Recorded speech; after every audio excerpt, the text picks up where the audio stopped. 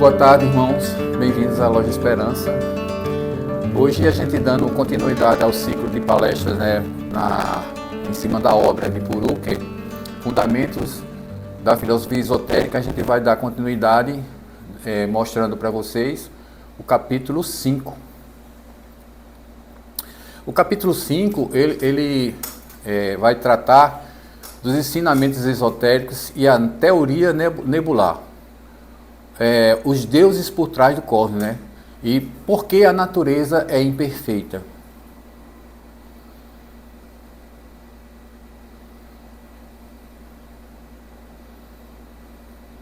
Então, Purucker, antes de começar propriamente dito no assunto que trata o capítulo, ele desenvolve 3 pontos que são dicas, né, que se dá em relação a como se aproximar dessa sabedoria, desses conhecimentos que são partilhados, né, tanto no livro dele como o livro dele que é preparatório para a doutrina secreta, ou seja, para a doutrina secreta propriamente dita. Então, um dos pontos é a conduta e visão corretas, que é a retidão. Isso está muito baseado naquela questão dos conceitos budistas, né? Então, o estudo esotérico começa pela ética interior, antes do conhecimento externo. Pensar corretamente é agir corretamente. O pensamento é a semente do karma. E todos os males da humanidade derivam da falta de visão correta, né? Da inversão de valores e da ignorância espiritual. O verdadeiro discípulo busca a harmonia entre mente, coração e ação, pois sem retidão moral não há luz interior. Isso é importante porque essa informação, porque bate com aquilo que todo mundo intuitivamente sabe, que não adianta você ter uma postura diferente externamente da interna, né? A retidão que se fala é exatamente disso aí, de você estar em harmonia com o que você externa, né? O segundo ponto, né, que ele nos dá a dica em cima da purificação moral e psíquica, a pureza. Nos mistérios gregos e orientais, o cerne dos ensinamentos era ético e transformador, não apenas ritualístico. O tema central era a morte e a regeneração da consciência, a passagem da ignorância para a luz interior. A morte aqui não sendo a morte como nós entendemos, né? A morte transformadora, é a morte que dá o ganho, né? As iniciações de Eleusis, Samotrácia, Egito e Índia ensinavam que morrer simbolicamente é renascer em um nível mais elevado do ser. A morte, portanto, não era o fim, mas a transição para um novo estado de percepção, a libertação da alma dos grilhões da forma. Cada grau iniciático representava uma purificação moral e psíquica, conduzindo o discípulo ao reconhecimento do eu divino oculto no homem. Ou seja, cada degrau que você vai dando dentro da iniciação é um nível a mais de purificação e cada vez mais seu campo vai ficando mais limpo para a percepção desse eu divino, né? O neófito aprendia que a virtude é ciência sagrada e que o mal é apenas o esquecimento do centro luminoso que habita o coração humano.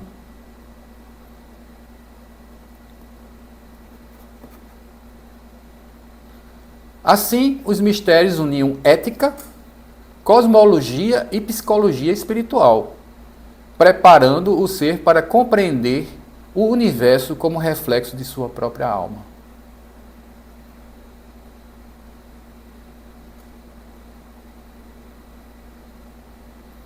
O terceiro ponto trata exatamente da relatividade das formas e a linguagem dos símbolos. Ele fala de da fluidez e da mente livre e intuitiva.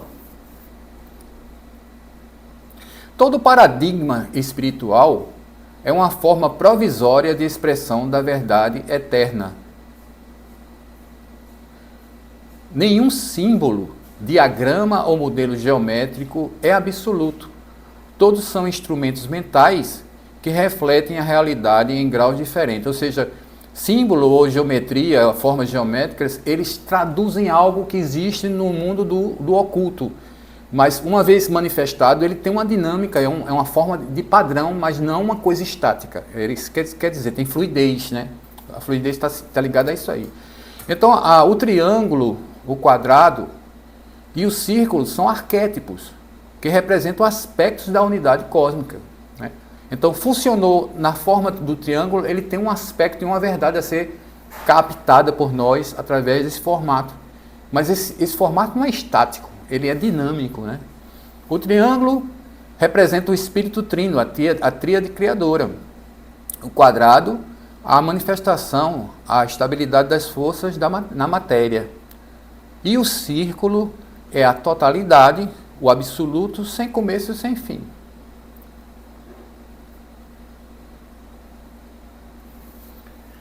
O estudante deve compreender que cada símbolo vive e respira. Sua verdade não está na forma, mas na relação dinâmica entre forma e consciência, como eu estava falando, né?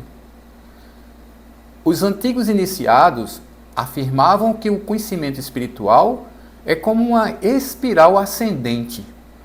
As mesmas figuras retornam em cada ciclo, mas em planos mais elevados de compreensão. A sabedoria não consiste em fixar dogmas ou cristalizar diagramas, mas em perceber o movimento interno da ideia que anima todas as formas. Quando o pensamento se torna fixo, o símbolo morre. Quando o pensamento flui com um ritmo universal, o símbolo se torna porta viva para o invisível. Ou seja, você cristalizar naquele entendimento do símbolo, você está matando aquilo que tem vida por trás, que é a ideia que realmente vive por trás daquele símbolo. É isso que ele está dizendo aqui. Assim, a geometria sagrada, a música, a linguagem e o número são expressões de uma mesma harmonia cósmica que revela o uno sobre infinitas aparências. Ou seja, todas essas expressões musicais, numéricas, geométricas, elas são linguagens que mostram essa harmonia universal.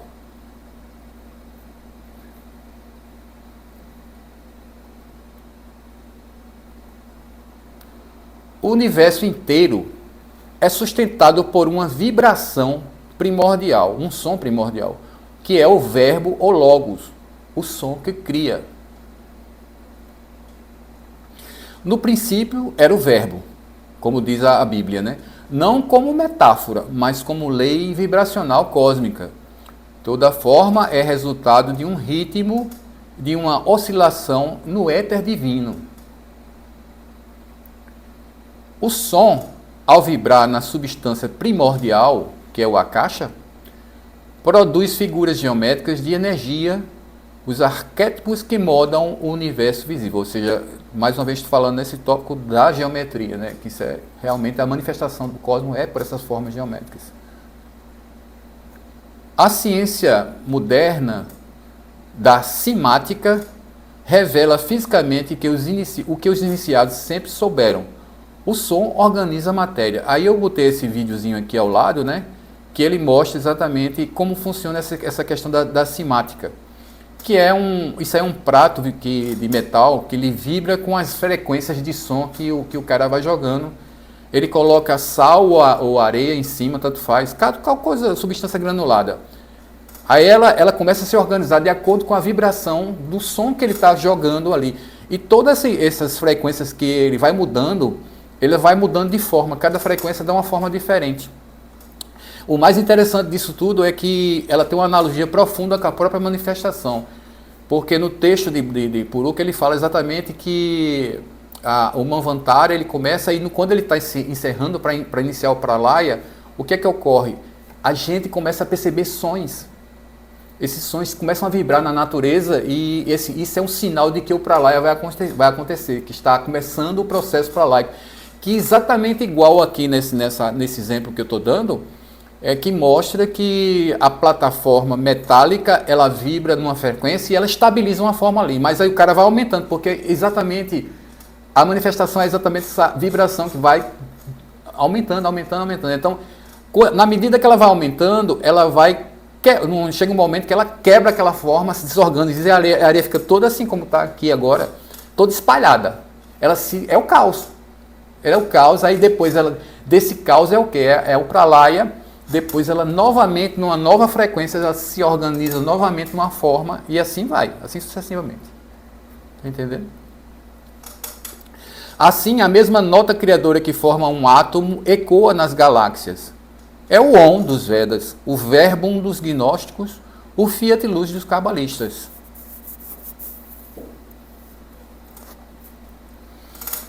Cada vibração é uma consciência em ação. A música é o movimento da alma do cosmos. E cada ser é uma nota viva na grande sinfonia da existência. Nós todos somos um tom, uma nota. Nós somos um acorde universal, cada um de nós. Nós tocamos a música universal através de nós mesmos. O Sabda Brahman, o som divino, é a ponte entre o não manifesto e o manifestado, entre o silêncio do absoluto e o som do mundo.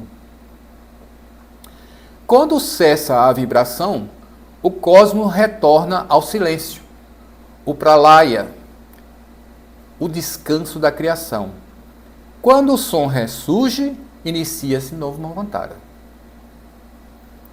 Assim, o ciclo da manifestação é a respiração sonora do todo, emanação, sustentação e recolhimento, o ritmo eterno do ser.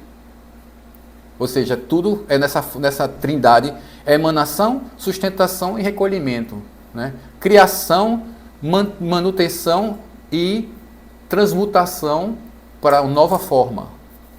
Isso é o ritmo do eterno do ser.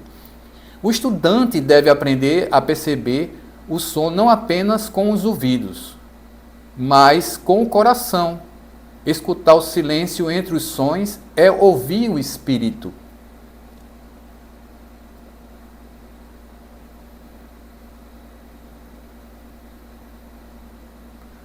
A teoria nebular, formulada por Kant e Laplace, procurou explicar racionalmente a origem do sistema solar. Isso é uma teoria científica que queria provar essa origem do sistema solar, né?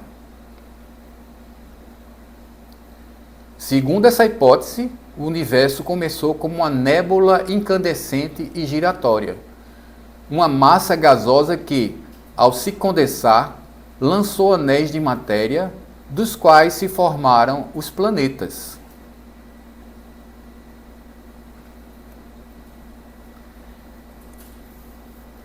Essa explicação, embora engenhosa, vê apenas a superfície mecânica do processo cósmico, ou seja, essa teoria ela apenas vê a mecanicidade da coisa, não vê a estrutura por trás disso, né? Para o ocultismo teosófico, essa nébula é muito mais do que gás ou poeira luminosa. É um corpo sutil de uma entidade cósmica que desperta após o sono do pralaya, né? Quando ele se acorda, ele se manifesta dessa forma, nessa nébula. A ciência descreve o movimento, mas não reconhece a vida que o move. Ou seja, ela só enxerga o movimento externo da coisa.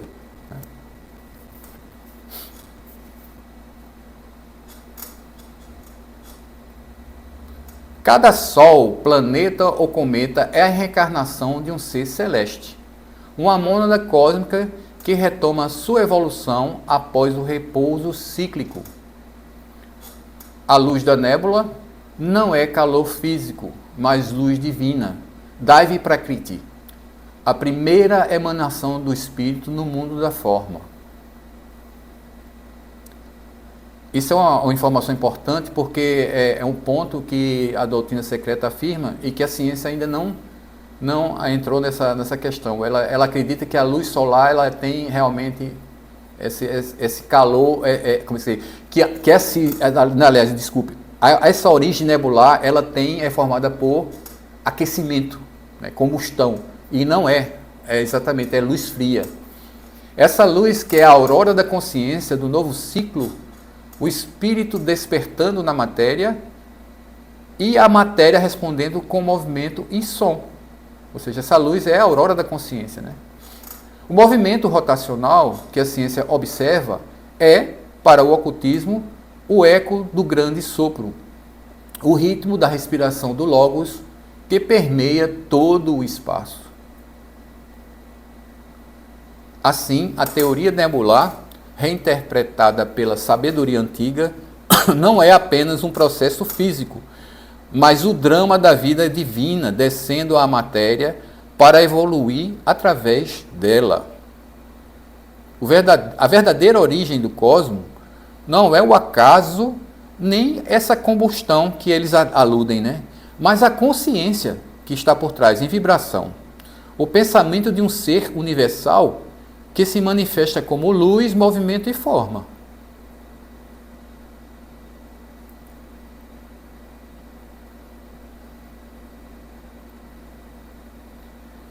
A matéria primordial, anterior a toda a forma e diferenciação, é chamada nas doutrinas esotéricas de Mula Prakriti. Ela é a raiz da natureza, é o véu da existência, como se gosta de dizer, né? Essa Mula Prakriti é o receptáculo universal, o útero cósmico no qual o espírito, que é chamado de Purusha, projeta o primeiro impulso da criação. Essa substância não é matéria física nem energia mensurável. Veja bem, não é matéria física nem energia mensurável. É consciência adormecida. Ela é uma potencialidade ilimitada à espera do toque do Logos. Os antigos hindus descreviam-na como o caos luminoso, o ovo de ouro, Hiranyagarbha, símbolo da unidade antes da divisão entre sujeito e objeto. Ou seja, tudo está unificado aí nesse momento, né? Nada ainda é. Então, para a filosofia esotérica, espaço e matéria são sinônimos. Ambos são o corpo do absoluto. Eles estão integrados aí. É a unidade, não estão separados. O que chamamos vazio é, na verdade, a plenitude invisível. O nada é o tudo em repouso. O movimento que surge desse oceano de serenidade é o início da manifestação, a vibração do espírito que desperta no seio da substância eterna. Aí eu botei aí entre parênteses a analogia do pântano e o lótus. Por que isso é analogia? Vejamos aqui, o movimento que surge nesse oceano, esse oceano seria o grande pântano da existência, de serenidade. Serenidade é o pântano porque as águas do pântano, quem são? São águas paradas, águas totalmente paradas, calmas, né? Nessa água parada está exatamente o grande símbolo do nascimento da manifestação, que é no seio dessas águas paradas, que a semente do lótus brota da lama, nasce, o caulezinho dela cresce e se abre sobre a superfície das águas. Ou seja, Deus olhando sobre pairando sobre as águas. A simbologia é linda, linda, linda, linda. E é exatamente essa analogia do pântano e o lótus, né? Aquilo que aparentemente é a matéria serena e parada, entre aspas, é a fonte da vida. No seio dela é a fonte da vida. A ciência vê átomos, o ocultismo vê vidas, centelhas conscientes em diferentes graus de adensamento, ou seja, nas mais variadas gradações. A chamada matéria inerte é apenas espírito coagulado, consciência que repousa em densidade e silêncio.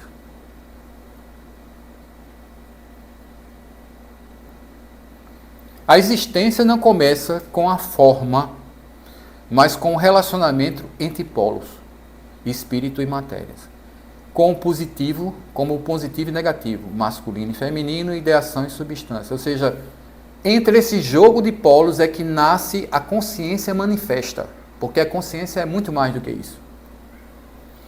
A interação dessas polaridades nasce o cosmo vivo. E em cada átomo palpita o reflexo do todo. Nessa dualidade da manifestação oscila a consciência, né? A vida e o reflexo do todo. Assim, compreender a matéria é compreender a face visível de Deus, o espírito em seu estado mais silencioso e profundo.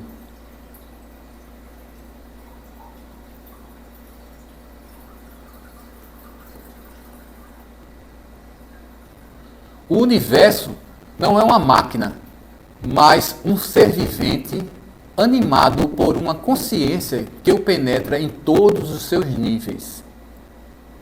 Cada estrela, planeta e átomo é uma célula no corpo do todo, uma centelha da vida una manifestada em graus de complexidade. Os antigos ensinamentos afirmam que Deus geometriza, ou seja, o espírito estrutura a si mesmo através da harmonia das proporções, do ritmo e da lei. Ou seja, como eu estava falando, ele cria através das fórmulas, ele se manifesta através dessa simetria perfeita das formas. O jogo da manifestação é em cima disso aí. A matéria cósmica é o véu de uma consciência em expansão. O que a ciência chama de leis naturais são apenas os hábitos, e eu botei aí padrões, porque exatamente os hábitos são os que regem esses padrões, esses sistemas de comportamento de como o cosmos se estrutura, que são esses padrões geométricos, numéricos e todos que tais, de musicais, né, da cor, do espírito universal. O movimento do cosmos, suas espirais, órbitas e pulsações, é a respiração rítmica da vida divina, o prana do Ser Supremo circulando em seus infinitos corpos.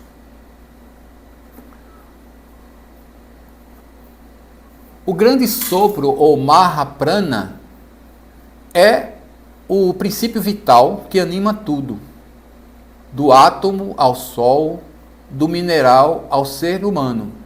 Ou seja, aqui está falando desse prana universal, que ele está presente em toda a vida.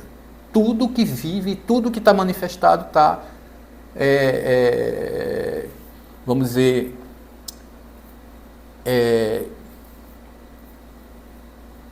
qual que chega a palavra aqui? Ele está imbuído daquele prana, está preenchido daquele prana, preenchido daquele prana. Assim como o homem possui 7 princípios, também o cosmos é setenário. Ele pensa, sente e atua em planos que vão do espiritual ao físico. Os planetas, como os órgãos de um corpo, cooperam harmonicamente. Cada um vibra com um tom e uma cor próprios, compondo a sinfonia do espaço. Ou seja, nessa setuplicidade, cada um também tem suas características de cor também que são correspondentes, né? A consciência universal reflete-se em cada ser, como um fractal, né? A mônada humana é o microcosmo do Logos solar. E o Logos solar é o microcosmo de uma consciência ainda muito maior. O ocultismo ensina que o que está em cima é como o que está embaixo. O cosmos inteiro é um espelho de uma mente divina que sonha os mundos em existência. A gente perceber o universo como um ser vivo é reconhecer que a vida, inteligência e matéria são inseparáveis. E que cada forma, seja estrela, flor ou homem, é um gesto do espírito em sua eterna autoexpressão. O verdadeiro estudioso da sabedoria aprende a contemplar o cosmos não como um espetáculo, mas como ser, o próprio Atman refletido em escala infinita.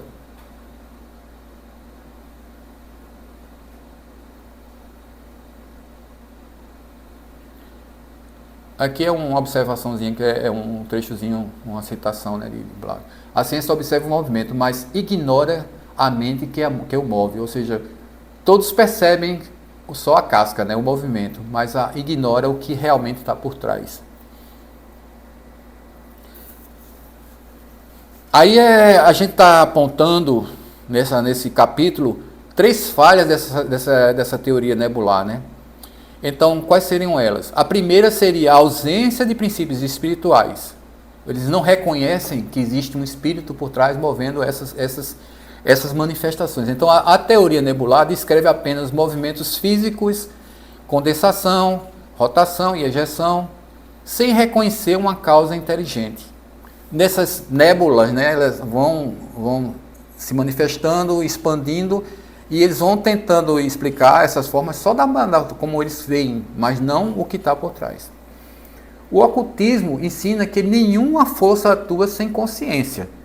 Todo movimento cósmico é expressão de seres que o dirigem. Esses seres são as hierarquias criadoras, ou os Dian Shohans, inteligências espirituais que moldam o universo de dentro para fora. Eles vão da essência para o externo. A chamada lei natural é o hábito do Logos, ou padrão, né, como eu estava dizendo. A inteligência divina atuando de modo regular e cíclico. O cosmo é, portanto, uma mente em ação, não um acidente em rotação. A mente agindo é o próprio cosmo vivendo e se manifestando, e isso não para.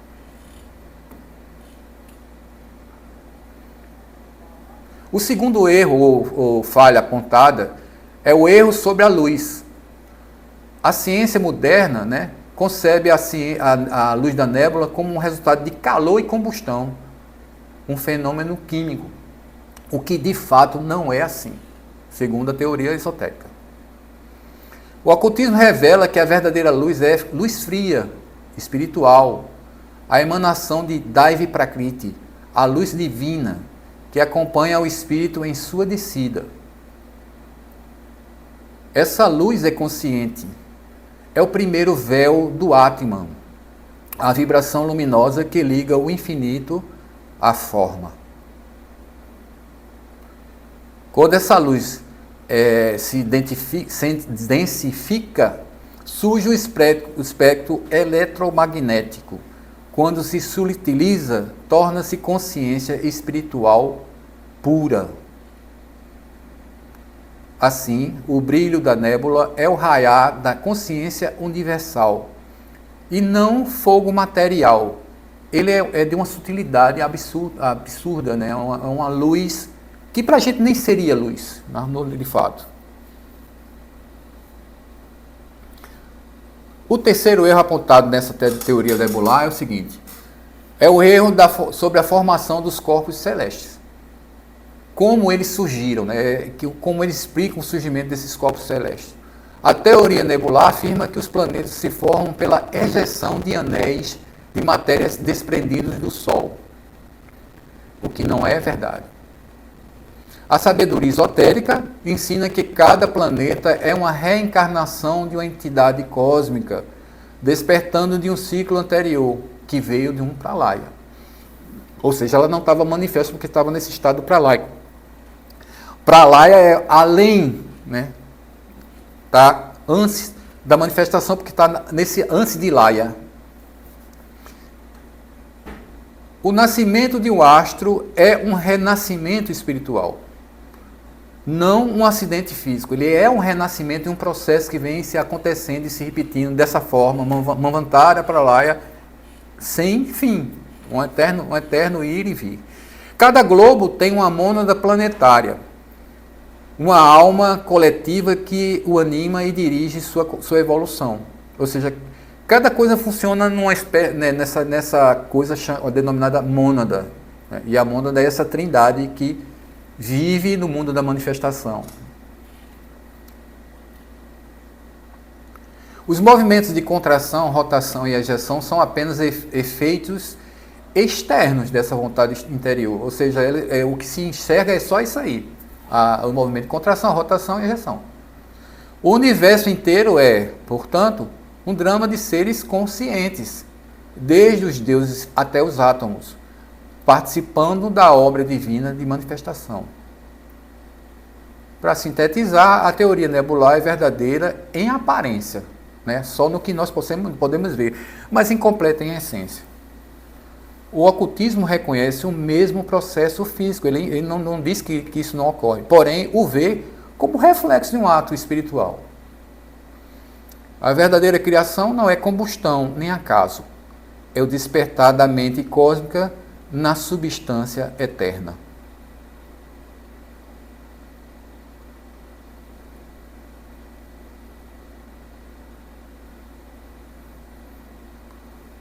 O mistério de Daivi Prakriti, a luz que pensa, né? A luz divina, Daivi Prakriti, é o primeiro sopro da manifestação, a aurora do cosmos.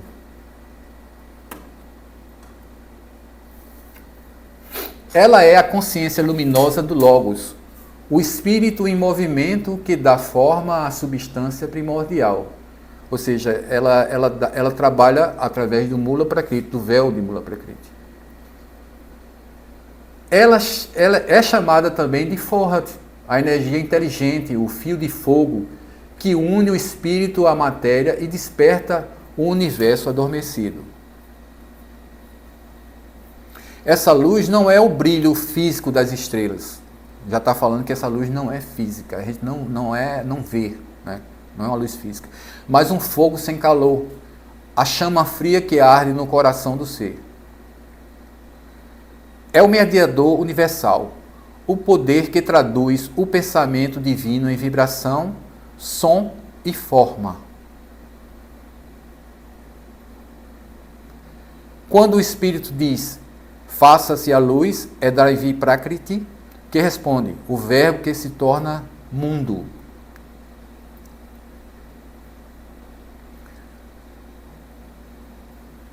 No plano mais sutil, essa luz é consciência pura.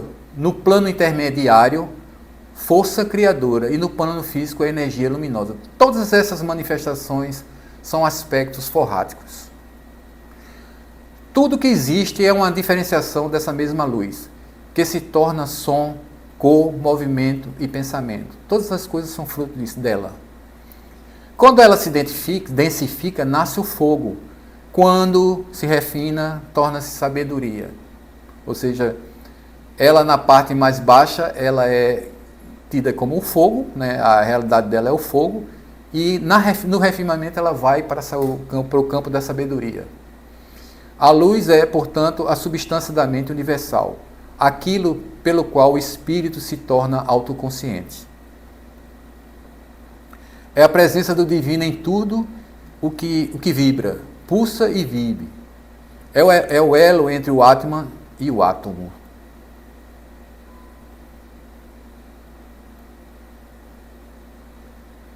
O Sol visível é apenas o reflexo físico do Sol invisível, o coração oculto do sistema, fonte de vida e de luz. Ou seja, existe o Sol visível e o Sol invisível. A verdadeira essência, a verdade mesmo, encontra e mora no Sol espiritual, que é o invisível. O Sol espiritual é o símbolo de Daivi Prakriti, central, né? O ponto de onde emanam os 7 raios da criação, as 7 correntes de consciência universal. A luz que chega à Terra é, portanto, uma mensagem espiritual traduzida em radiação, a vibração do amor divino tornando-se calor e claridade. Ou seja, é o produto final. Aí sim chega o momento do calor e da claridade. Mas antes não, é luz fria ou mesmo essa luz invisível para nós, né? Nós, como estudantes da teosofia, somos estimulados a ver além da aparência solar e reconhecer na luz física o vestígio da luz una que sustenta o cosmos, ou seja, a luz invisível.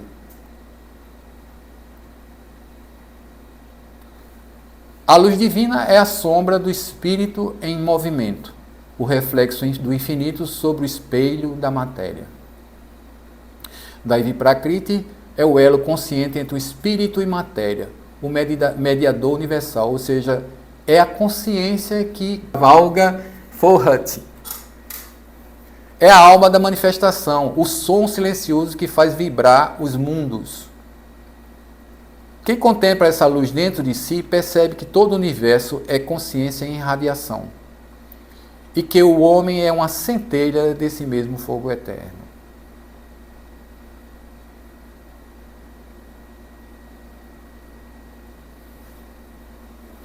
O ritmo eterno da criação e repouso. O universo vive, respira e pulsa segundo uma lei de ritmo, chamada nos ensinamentos esotéricos de grande sopro, ou Mahasvasa. Assim como o homem respira, o cosmos também inspira e expira. Inspira e expira. São os ciclos de Manvantara, manifestação, e Pralaya, que é a reabsorção. O Manvantara é o dia cósmico, um período de expressão da vida, quando o espírito mergulha na matéria e o universo se torna palco da experiência. O Pralaya é a noite divina, o repouso em que todas as formas são recolhidas, e o espírito volta a adormecer na nulidade sem forma. Esse movimento é rítmico, compassado e eterno, não tem começo nem fim, mas uma alternância infinita de atividade e silêncio, luz e sombra, de ser e não ser, sempre oscilando, né?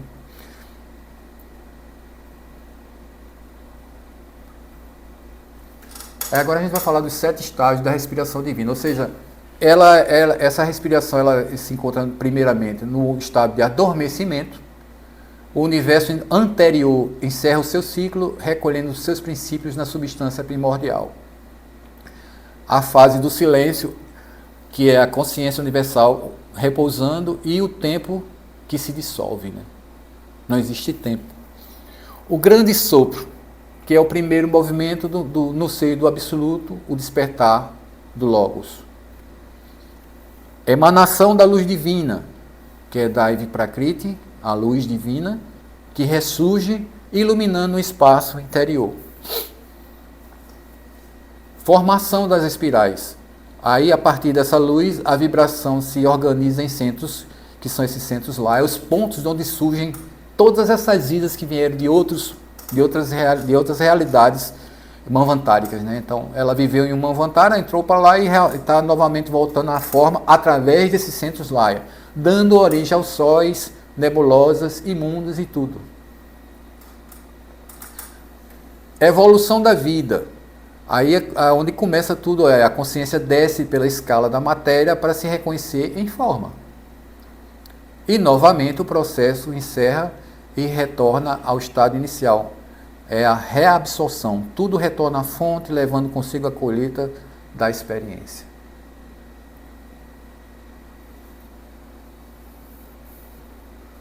O círculo é o emblema do eterno retorno, o limite ilusório que contém o ilimitado.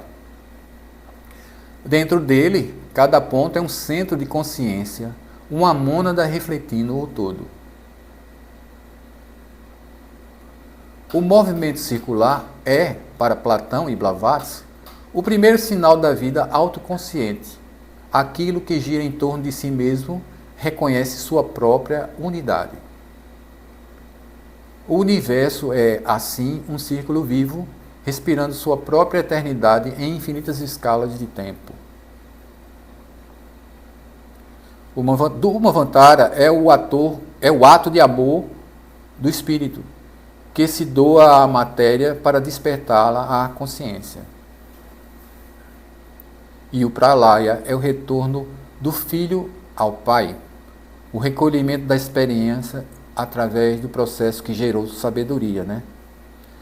Cada batimento cósmico gera uma nova expressão da vida, mas cada vez mais rica e luminosa que a anterior. E do mesmo modo que os universos respiram, também o ser humano respira, o microcosmo dentro do grande corpo da criação.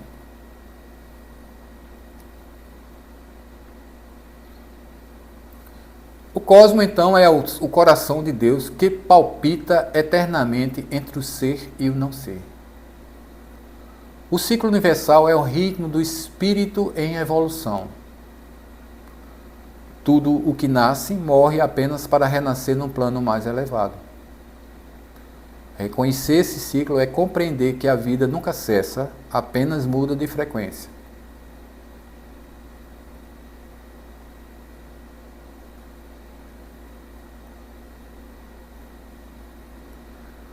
Aí o movimento circular é o primeiro sinal da vida autoconsciente, né? Aquilo que gira em torno de si reconhece o próprio centro. Eu acho fantástica essa imagem aí. Para Platão, o círculo é o modelo da alma do mundo, a forma perfeita, porque não tem início e nem tem fim. Em cada rotação do cosmos, o espírito experimenta a consciência de sua unidade dentro da multiplicidade. O universo inteiro se move como uma respiração rítmica, um coração cósmico que pulsa entre ser e não ser. O círculo expressa o equilíbrio entre o espírito e a matéria, entre o centro imóvel e a periferia em movimento. A alma humana, refletindo o mesmo princípio, busca retornar ao seu centro interior, que é o ponto imóvel que contém o todo. O interessante dessa imagem é que você vê, se você prestar atenção, cada esferazinha dessa, ela circula em um só sentido. Ó. Ela passa pelo centro e vai e volta, e a ilusão de ótica que a gente tem de um ciclo em movimento. Interessante, né? Tudo o que é vivo se move em círculos, tudo o que é divino em espirais, diz o ensinamento esotérico.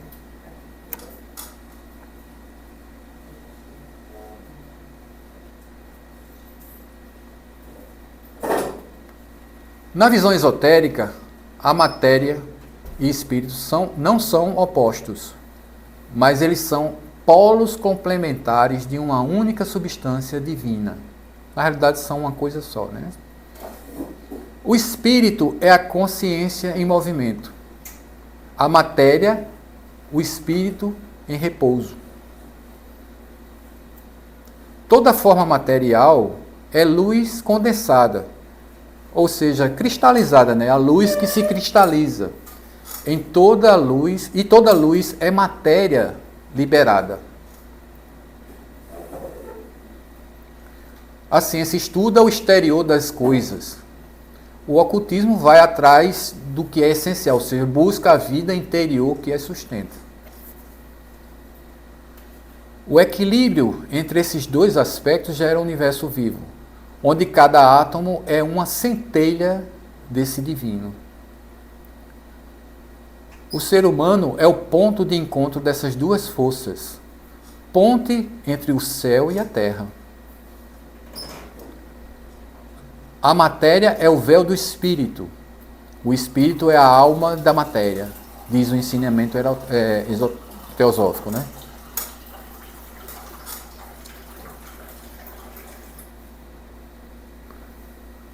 A matéria é o espírito em descida, buscando expressar-se em infinitas formas. Do estado pré-genético de pura potencialidade, ela se condensa em planos cada vez mais densos, vai gradando, né, cada vez mais denso, descendo na matéria. Cada átomo é uma centelha divina em evolução, aprendendo a refletir a consciência que o anima. O ciclo, então, é duplo, na descida, na forma e no retorno à luz. O arco involutivo e o arco evolutivo da existência. Sempre vai ser assim. A matéria dita inerte é apenas vida adormecida, aguardando o toque da consciência para despertar.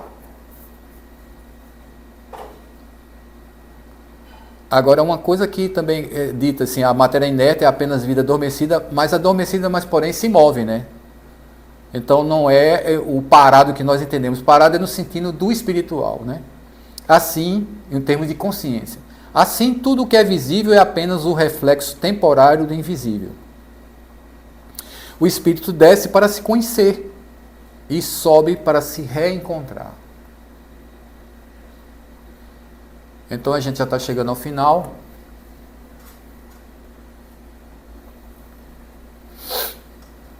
Então, em síntese, o que a gente viu disso tudo aí é que o universo é uma consciência viva, que respira, que pensa e evolui através de suas próprias manifestações. A ciência descreve os efeitos visíveis, né? Só o que vê. O esoterismo revela as causas invisíveis, aquilo que está por trás, o que move tudo isso. E a matéria e espírito são um único princípio, contemplados sob ritmos diferentes da mesma vibração. A luz, o som e a forma são expressões de uma mesma harmonia cósmica, o cântico eterno do ser. O ser humano, o microcosmo do universo, participa desse mesmo processo de descida e ascensão da consciência. Quando o homem reconhece em si a centelha do todo, o cosmo desperta dentro dele. A verdadeira cosmogonia une a matéria e espírito, luz e vida, micro e macrocosmo. Aí, como sempre, né, das outras vezes eu sempre fiz assim, no início do capítulo sempre tem uma citação. E agora a gente vai ler essa citação à luz do que foi exposto, né? Para constituir-se a ciência em um todo, em um corpo integral de conhecimentos, é realmente necessário o estudo da natureza espiritual e psíquica, tanto quanto da natureza física. De outro modo, o resultado será idêntico ao que sucedeu com a anatomia do homem, que os profanos antigamente estudavam de um ponto de vista superficial, ignorando a estrutura interna do corpo humano, ou seja, eles só entendiam a coisa pela forma externa, como a gente está sempre falando, né? O dever do ocultista se estende com a alma e o espírito do espaço cósmico, e não apenas com a aparência e o modo de ser ilusórios deste espaço. O da ciência física consiste em estudar e analisar a sua casca, a última tule do universo e do homem, na opinião dos materialistas. Com estes últimos, nada tem que ver o ocultismo, não quer saber disso aí. Só com as teorias de homens do saber, de um Kepler, de um Kant e de um Ørsted e de um Sir William Herschel, que acreditavam em um mundo espiritual. Pode a cosmogonia oculta entender-se e chegar a um acordo satisfatório, ou seja, só pela visão de homens assim é que se pode chegar a um acordo satisfatório de acordo com a teoria ocultista. Mas as ideias dos citados físicos são bem diferentes das últimas especulações modernas. Kant e Herschel especulavam sobre a origem e o destino final do universo, assim como sobre o seu aspecto presente, de um ponto de vista muito mais filosófico e psíquico, ao passo que a astronomia e a cosmologia modernas repudiam tudo o que se refere à investigação dos mistérios do ser. O resultado é que o que se poderia esperar, completo malogro e contradições inextricáveis das 1001 variedades das chamadas teorias científicas, inclusive a de que ora nos ocupamos.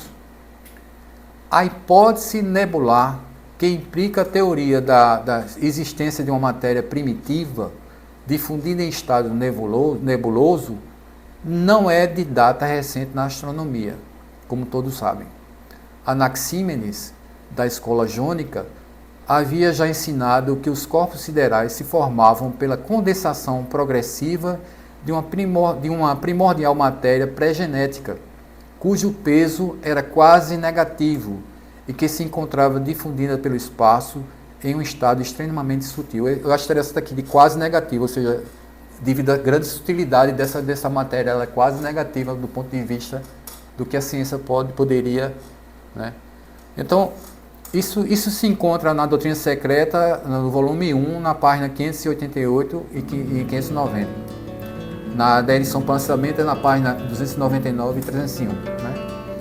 E assim, eu encerro a minha exposição do capítulo 5 de hoje. Muito obrigado.